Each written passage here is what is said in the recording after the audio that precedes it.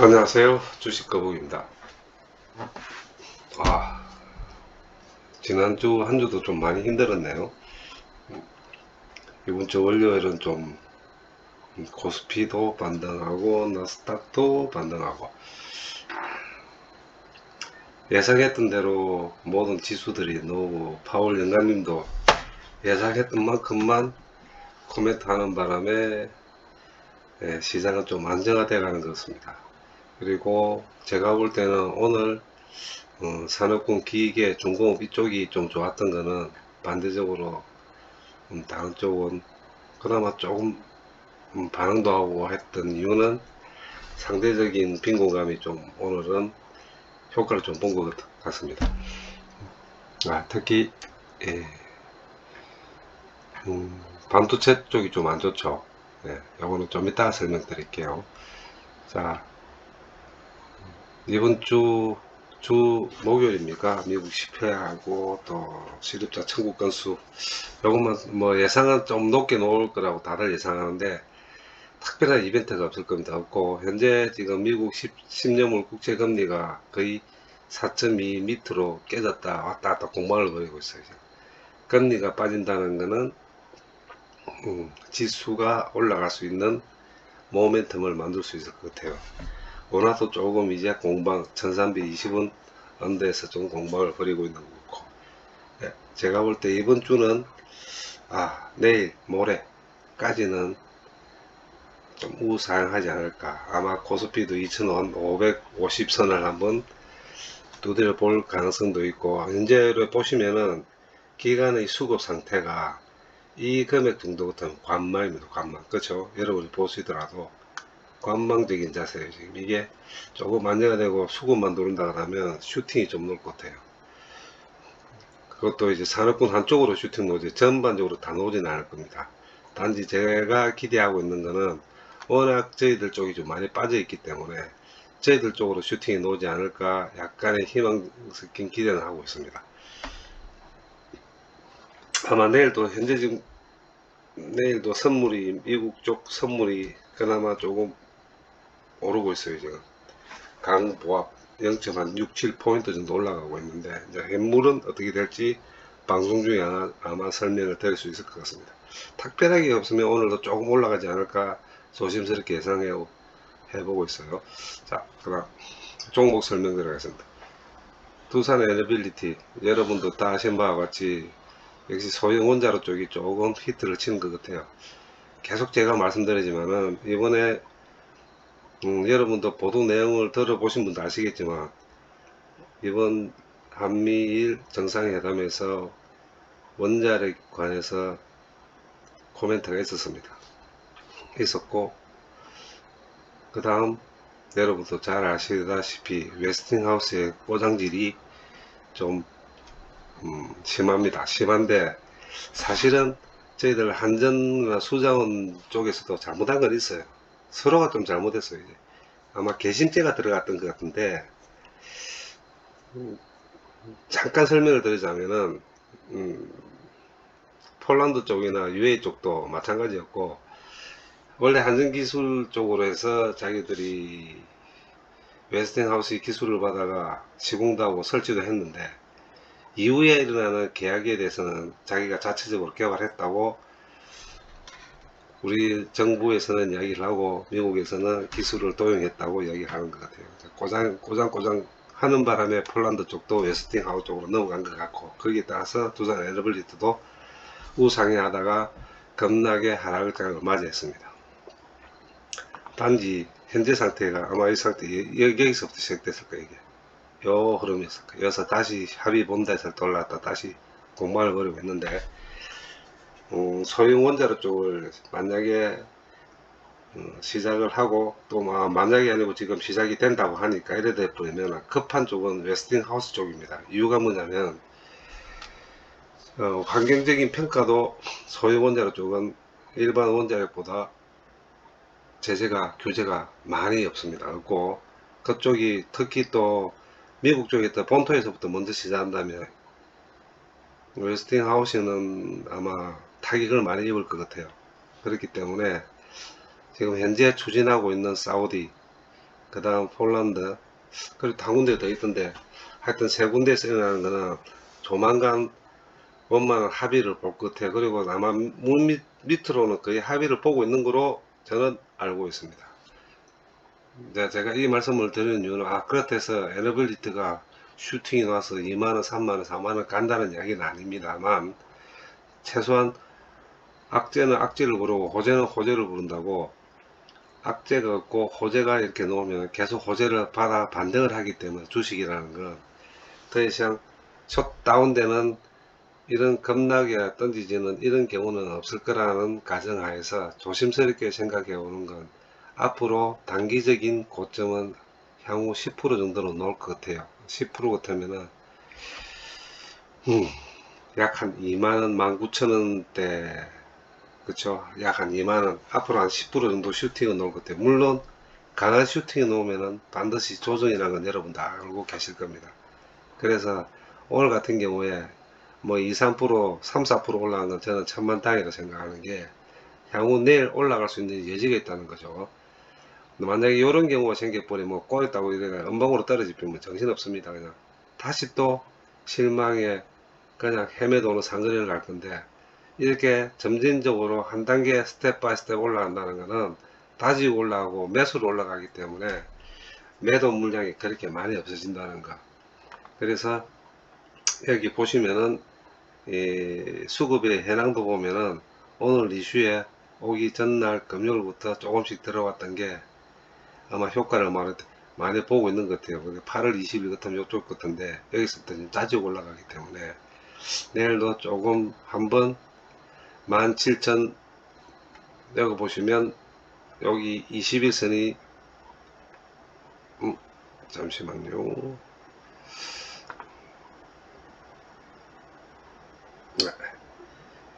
여기 61선이 17,577원, 17,570원 정도 보면은 오늘 못 올라갔던 여기서 21선을 타고 올라가서 내일 61선까지 한번 치고 올라간다면은 조심스럽지만 한번 슈팅이 세게 놓을 것 같습니다. 그러니까 따라서 단기 수익을 보실 분들은 비중을 조금 축소하셔도 될 것 같고, 저도 오늘 아직까지 비중을 그대로 들고 있는데 내일 한번 감망을 해보고 한 5% 이상 슈팅이 나온다면은 비중을 한 3, 40% 정도는 줄일 예정을 생각을 하고 있습니다. 그래 보시고 지금 계속 이제 아마 호재를 몬다고 계속 좋은 소식들이 나올 거라고 예상을 하고 있습니다. 그리고 또 3분기도 아마 2분기보다 좀 더 나아질 것 같고, 또 외국인도 수급이 들어온다는 건 이렇게 오늘 같은 경우에도 매수보다 매도가 적지만 이 테마가 있고 이슈가 있는 데는 강력하게 매수가 들어온다는 거. 그것도 하나 잘 아시겠지만 옵션 만기일이 9월 14일 그렇더라고, 목요일.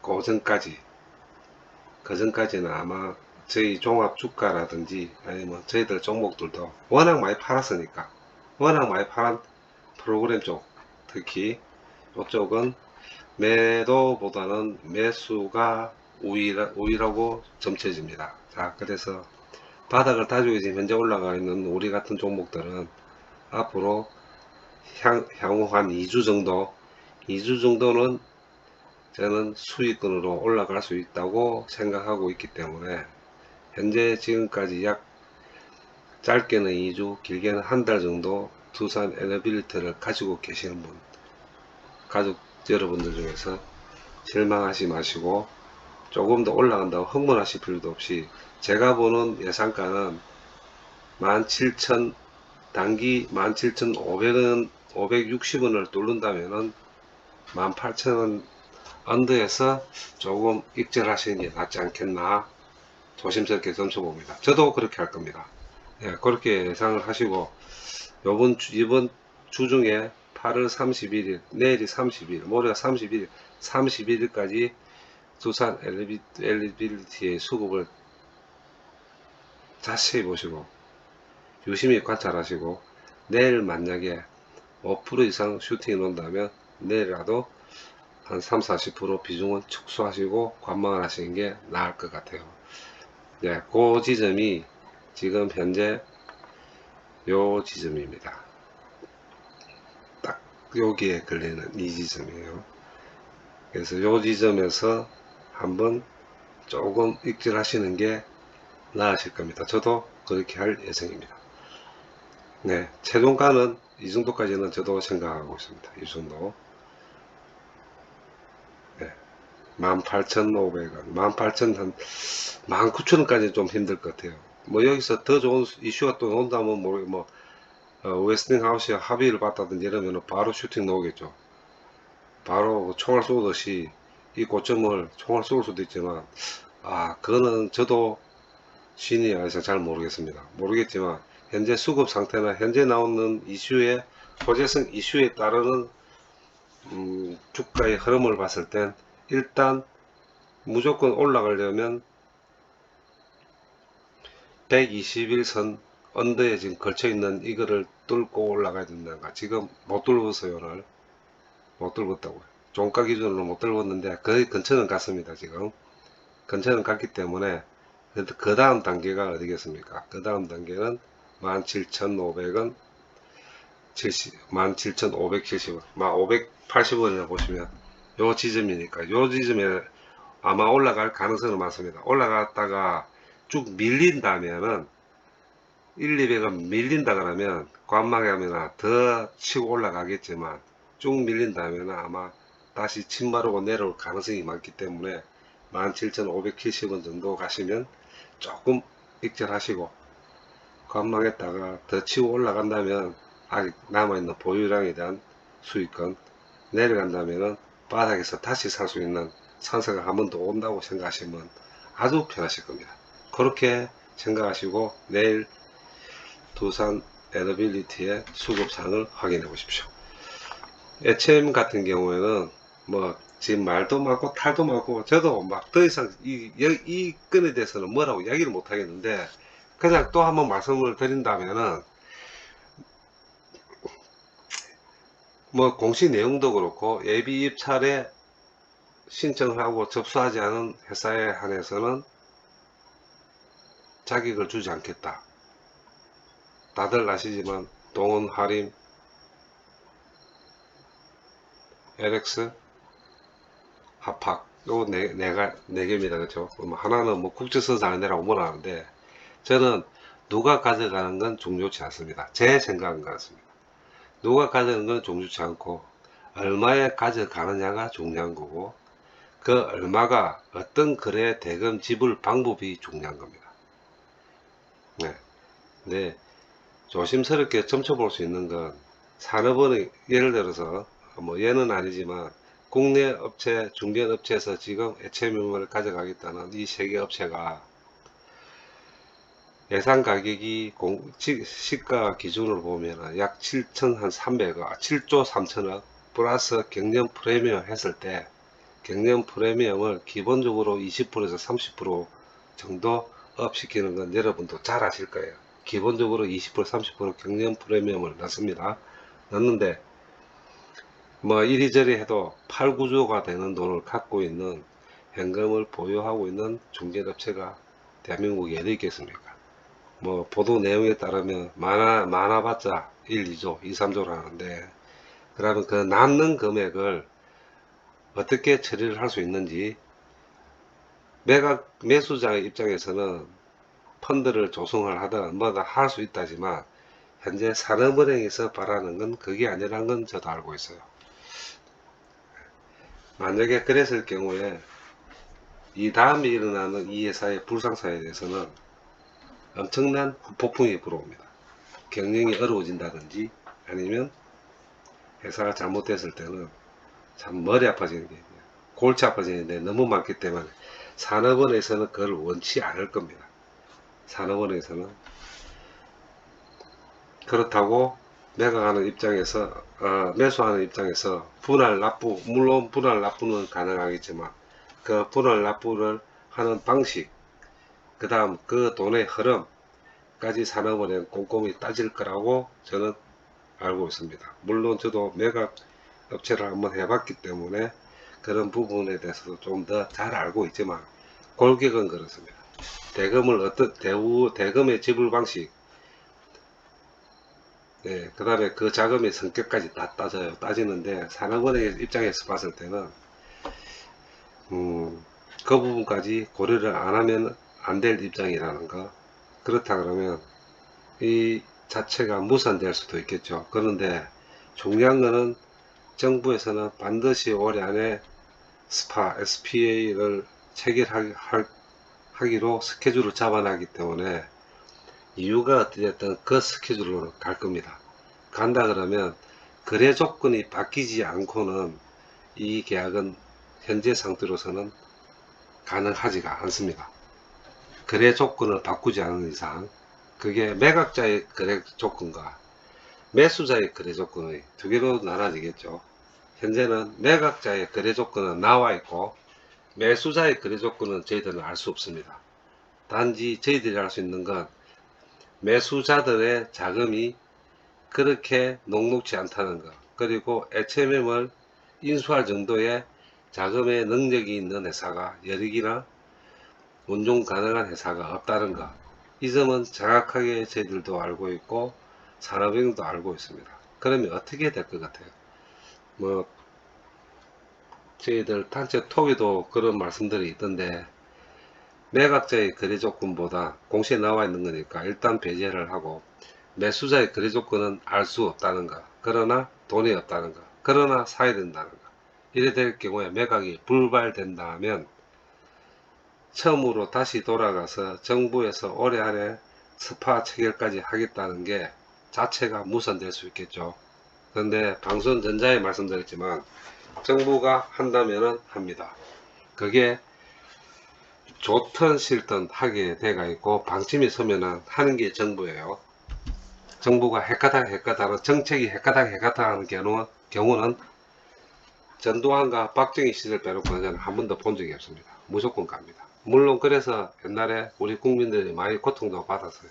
뭡니까? 김영삼 시절에 IMF가 터지고 금융신민제로 터졌을 때도 한다면 하는 게 정부입니다. 그게 정부이고 그게 싫든 좋든 정책이 결정되면 그렇게 가는 게 정부의 힘이고 정부가 해야 될 일이란 건 분명한 사실입니다. 그러면 지금 방금 설명드린 세 가지가 다 충족되지 않아요. 다 엇박자가 나요.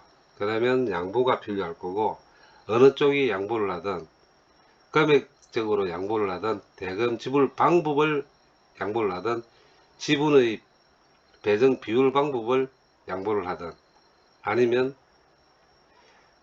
주식 수량에 양보를 하든 거기서 조금 제가 생각하고 있는 거는 제가 또 말씀드리지만 전환사채와 연구채 현재 공시로 나오겠다는 거기에 따르는 지분의 비율 배정 방법입니다. 아마 전량이 나오지 않고 지분 참여만 가능한 부분만 빼놓고 매도할 가능성이 많다는 것. 결국 산업은행은 팔아도 코가 낑기고 안 팔아면은 박살나는 그런 콘에 또 몰릴 가능성이 많아요. 자, 어떻게 될 것입니까? 결론적으로 제 생각은 그렇습니다. 9월 25일자로 해서 192천미가 유로가 지금 전환사채가 약 2억만 주 정도 놓을 예정으로 되어 있습니다. 예정입니다. 아직 확정이 되지 않았습니다. 공시는 나왔지만 아직까지 주식으로 전환되지 않은 상태입니다. 네, 거기에 일단 저는 조금의 희망을 갖고 있어요. 요걸 아마 비중을 축소를 하든 확대는 100%고 축소를 해서 인수자의 대금 지불 방법을 부담을 좀 줄여들 가능성도 있고 아니면은 다시 엎어버리고 거기도 분명히 나와 있어요. 공시에 이의를 제기할 수 없고 다시 엎어버리고 처음부터 다시 시작할 수도 있습니다. 그때는 뭐라고 이야기했느니 수의 계약을 한다고 되어 있어요. 임의로 회사와 컨택을 해서 수의 계약한다는 이야기도 있어요. 분명히 들어가 있기 때문에 그 과정에 현재 이 주가가 계속 가두리에 박혀가 있습니다. 어떻게 될 것 같습니까? 방송전자에 제가 말씀드렸지만은 악재는 악재를 몰고 오고 호재는 호재를 몰고 온다고, 악재를 다 받은 이 회사의 주식은 계속 말씀드리지만 다 왔다고 저는 생각합니다.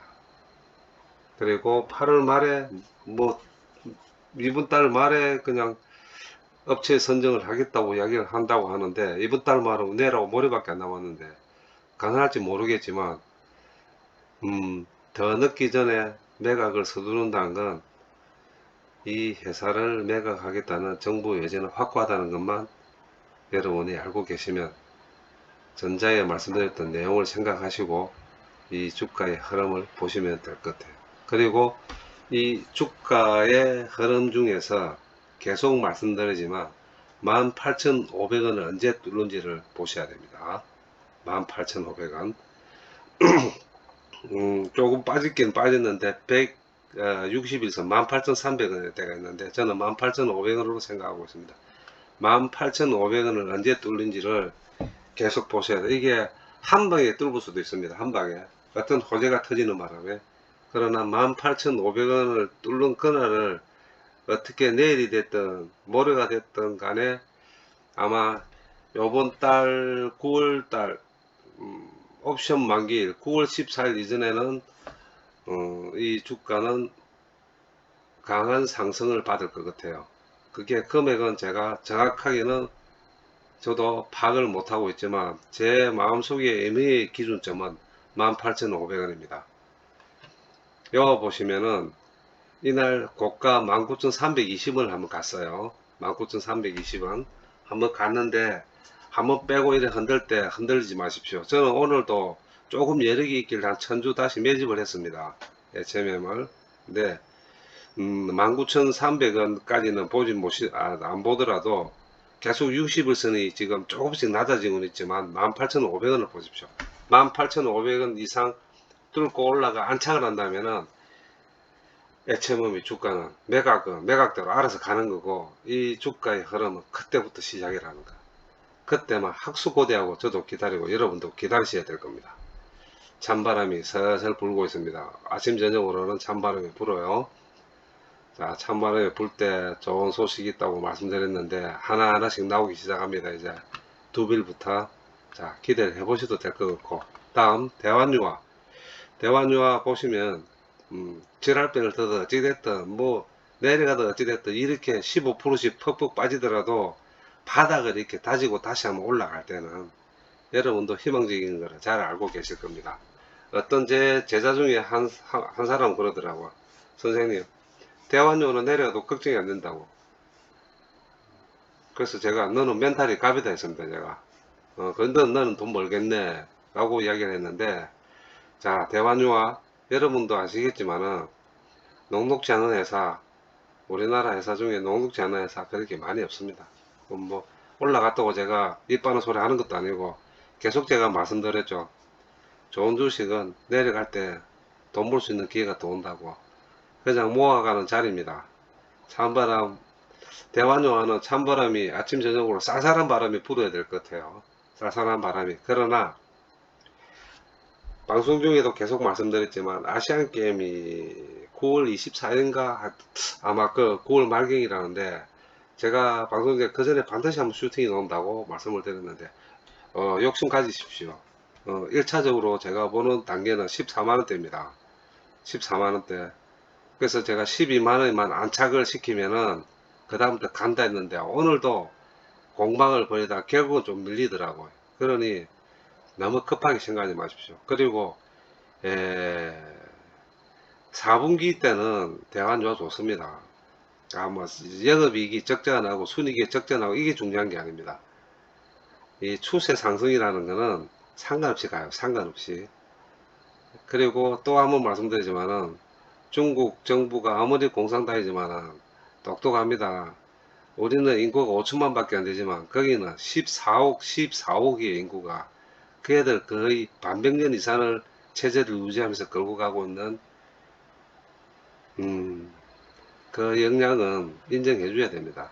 그리고 또 아울러 제가 좀 말씀드리고 싶으면 오늘 상해지수도 올라간 게 여러분들 아시는 분은 계실지 모르겠는데 오늘 어저께 미국 상무장관이 중국에 들어간 이유는 합의 보자는 것. 합의 계속 제가 말씀드렸죠. 채권 때문에 간다고. 채권 좀 사라고.